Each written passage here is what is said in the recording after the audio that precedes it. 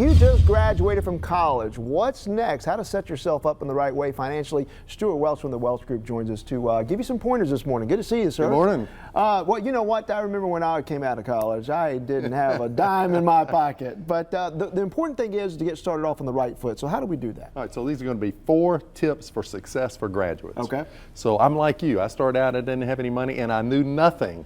Right. So what we're going to do is, if you follow these 4 tips, you are going to be financially successful. Tip number 1 is begin saving from your very first paycheck.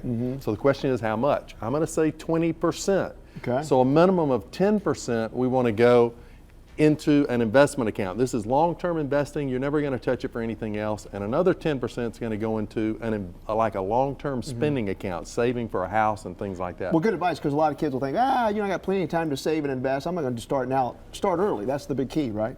That's number 1 tip. Okay. Start right now from the first paycheck. All right, number 2 now. Avoid bad debt. Now, right. a lot of people don't understand this. First thing is you want to pay off your credit card every month. Don't let that thing rotate. Bad debt is borrowing money to buy something that is going down in value. So an example would be borrowing money to buy clothes, borrowing money for a vacation, borrowing money for appliances. All of those things go down immediately in value. So you need to save up and pay cash for those. All right, well, that should also include a car, though, too, right?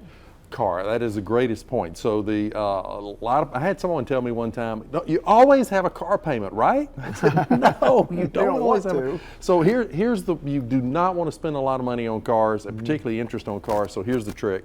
You want to, if you have to borrow money for that first car, the length of time you want to borrow is no longer than 24 months. That's the longest you want to do. They'll loan you a lot more, but you want 24 months. And then after that, after you pay it off, keep investing that money now into a new car fund, and keep doing that until you have cash for your next car. Never borrow money for a car. Somebody's going to say, but hey, but I've always wanted my own car. I can get a great deal. So you're probably going to buy a used car. Again, use that 24 months, and after that, save for cash for the next car. You will love not having a car payment at some point in life. It's really nice. All right, then this is a good one down here. Talking about protecting yourself from adversity. Explain that. So adversity, the first thing is invest in good health. You get out of college, you get busy with your job, you kind of let the health thing go on the side. Focus on good health. That'll make a really, really big difference in the long term. Adversity, save up some money for emergencies. We'd say 6 months worth of your income.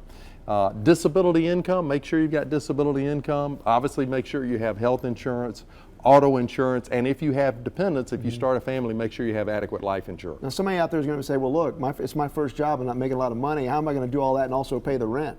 Well, you got to find a way though, right? You have to find a way. So you start wherever you can. My wife says you bloom where you're planted. Right. So you start wherever you can, but again, understand these principles, begin to move toward them, you're going to be financially successful. All right, Stewart Welch from the Welch Group. Good pointers today. Thank you so much.